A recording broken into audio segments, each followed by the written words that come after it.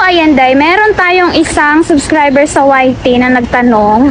Tinanong daw siya sa interview kung meron daw siyang kamag-anak or kakilala dito sa Hong Kong. So ang sinagot naman daw niya ay meron kasi nga nandito na daw yung tita niya matagal na. Siya na lang yung hindi natatawagan na confirm na may amo. So sinabi sa kanya ng kasabayan niya baka daw sasagot niya na po. Totoo ba? Possible ba yon?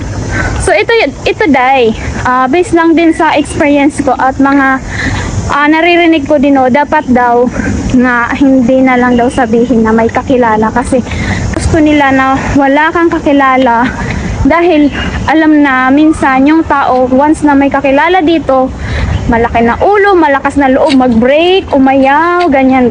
So mas gusto nila na first timer ka, wala kang kakilala, pwede mo naman sabihin na kahit meron kang kakilala, sabihin mo na lang na wala kasi baka dito ka pa bumagsak. Diba? Para-paraan na lang day.